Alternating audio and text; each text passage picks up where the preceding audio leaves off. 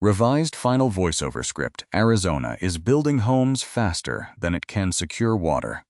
In Arizona, a house can have the land cleared, the streets mapped out, and the buyers lined up with mortgages in hand. The builders are ready, the subdivisions are planned, but everything can still grind to a halt because of one missing element: not a roof, not a buyer, water. As of July 1, 2025, Arizona's population had climbed past 7.6 million people. In 2025 alone, the state recorded more than 51,000 building permits. On paper, it looks like powerful momentum, rooftops expanding across the desert. But underneath that growth is a massive legal, environmental, and financial test. In some of the fastest-growing parts of the state, a developer cannot simply build because the land is available and buyers are waiting. They have to prove that their houses will have enough water to last for the next 100 years. The real crisis does not start when a kitchen faucet suddenly runs dry. It begins decades earlier, hidden inside planning offices, complex water models, and legal filings that most homebuyers will never see. A family drives past a sign promising a new desert community, picturing a quiet backyard and a school down the street. They are not thinking about active management areas or long-term hydrologic availability. But behind that sales office is a structural collision between growth, groundwater law, and household cost. When water becomes difficult to prove, housing does not just stop. It can become more expensive to approve, more costly to service, and harder for normal families to afford. The crisis may show up as a higher home price, a tighter rental market, a longer commute, a new utility fee, or a subdivision that waits before the first family ever moves in. Unlike many parts of the country, where a developer mainly needs land, financing, and zoning, Arizona requires something deeper in regulated areas. A demonstration. Under the state's assured water supply system, a subdivision must show that water is physically available, legally available, continuously available, of sufficient quality, and financially backed by the infrastructure needed to deliver it. Not for a season, not for one housing cycle, for a full century. This system was not built to stop growth. It was created to prevent growth from becoming a trap. Arizona's modern groundwater framework dates back to 1980, when the state recognized that finite groundwater could not be treated like an unlimited bank account. Lawmakers established active management areas to enforce stricter rules in places where groundwater depletion had become a serious concern. For decades, the formula appeared to work. Phoenix grew. Maricopa County grew. Pinal County grew. Roads pushed outward. Subdivisions followed. But decades of expansion added more demand to the same basic question: how much water can the future really support? In 2023, the Arizona Department of Water Resources released a groundwater model for the Phoenix Active Management Area, a region covering 5,646 square miles and home to roughly 4.6 million residents. The model projected 4.86 million acre-feet of unmet groundwater demand over the next 100 years, under current conditions. That does not mean Phoenix runs out of water tomorrow. It means that, in the model, some simulated groundwater demand could not be fulfilled because wells ran dry. That distinction matters. This is not a story about every faucet suddenly going dry. It is a story about new growth running into the limits of groundwater proof. After that model, the state said it would not approve new assured water supply determinations in the Phoenix Active Management Area based solely on groundwater. Existing certificates and designated providers could continue, but new projects looking for groundwater-based approval needed another path. An update in 2024 found that the unmet demand problem still persisted. Then, in 2026, the battle moved into the courtroom.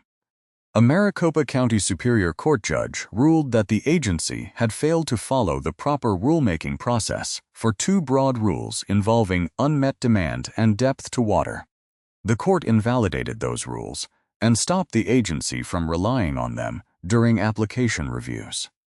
But a legal ruling does not make new water appear underground. It simply means Arizona is running on two clocks at once. One clock is hydrologic.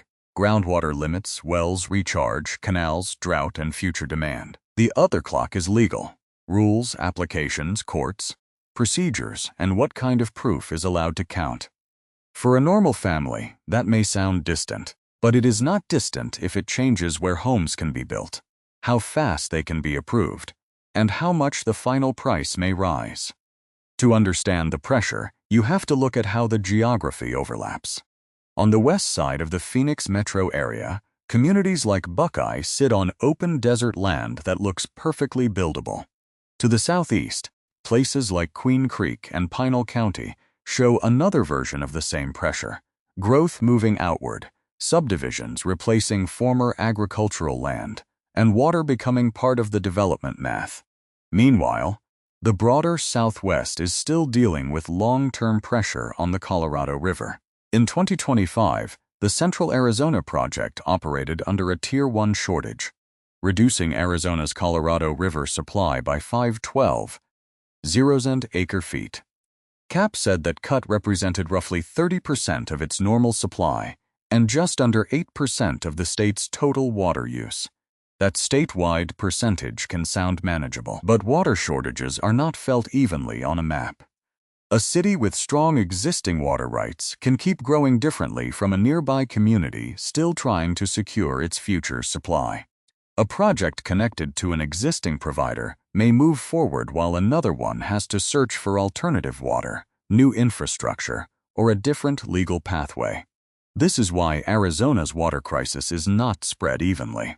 It concentrates where population growth, groundwater limits, Colorado River uncertainty, agriculture, and new subdivisions overlap. The crisis is driven by three forces at the same time. First, relentless growth. Second, physical groundwater limits. Third, the pressure to find replacement water. When groundwater can no longer carry every new project through the 100-year test, developers and cities have to look elsewhere. They may turn to reclaimed water, recharge projects, stored water, imported water, provider-level designations, or water rights shifted from one use to another. And this is where the water story stops being only about suburbs and starts touching the farms that helped build Arizona's economy.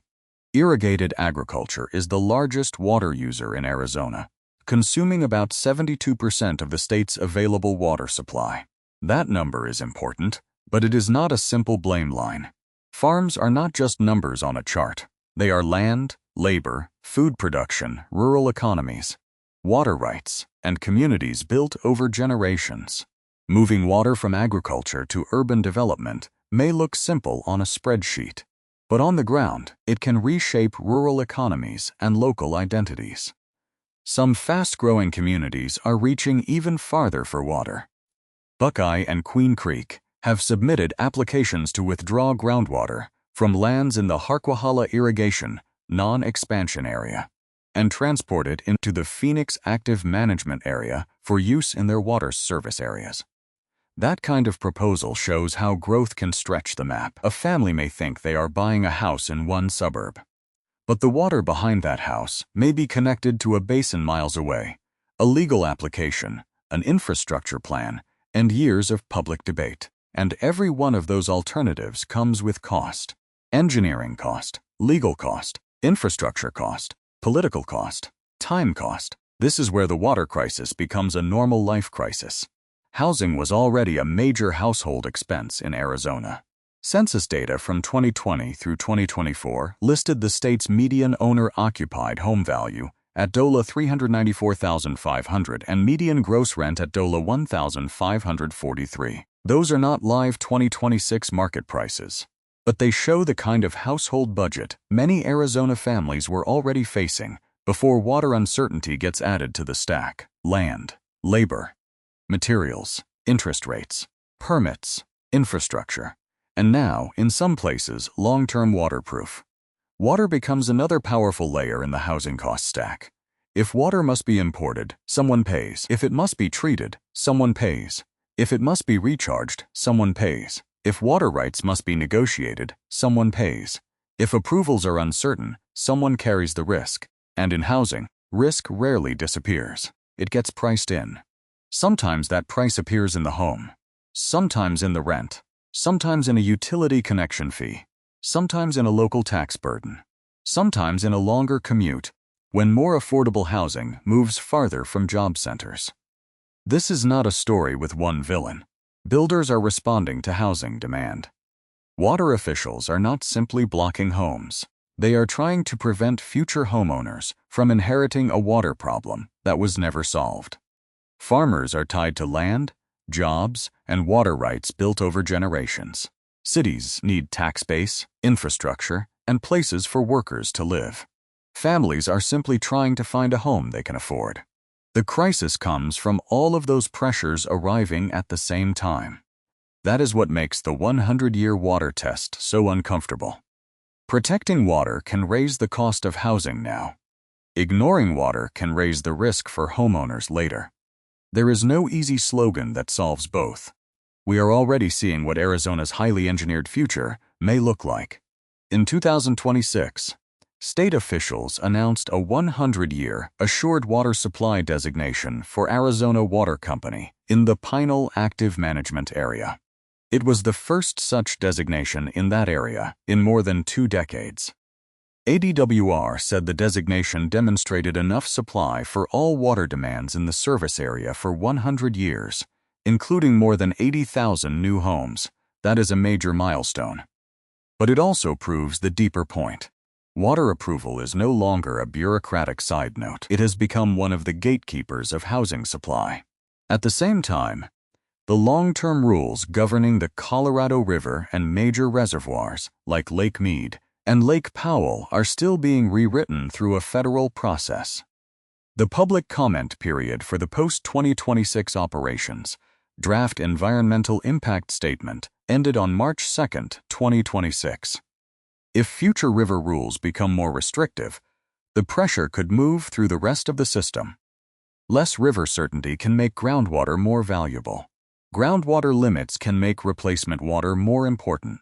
Replacement water can make growth more expensive to prove. The pieces are connected. River policy, groundwater models, subdivision approvals, farm water, infrastructure, home prices. The old formula for the American West is starting to break down in some of the fastest-growing desert markets. Find cheap land, build subdivisions, assume the utilities will figure it out. Arizona is showing a different future, a future where land is not enough. Demand is not enough. Construction capacity is not enough. The new question is simple. Can the water be proven? At the edge of the desert, the future can look almost finished. A graded road cuts through the dust. Utility markings sit waiting for crews.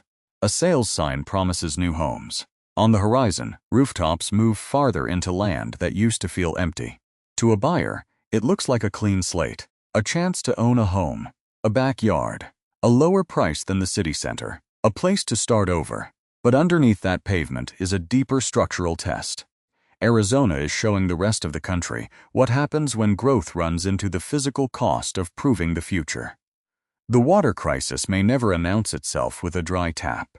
Instead, it may arrive quietly, at the kitchen table, where a family looks at a mortgage they can barely afford, a utility bill carrying costs they never saw coming, and a community that was supposed to make normal life possible. And somewhere beneath that future, Arizona is asking the same question in a different language. Can the water be proven?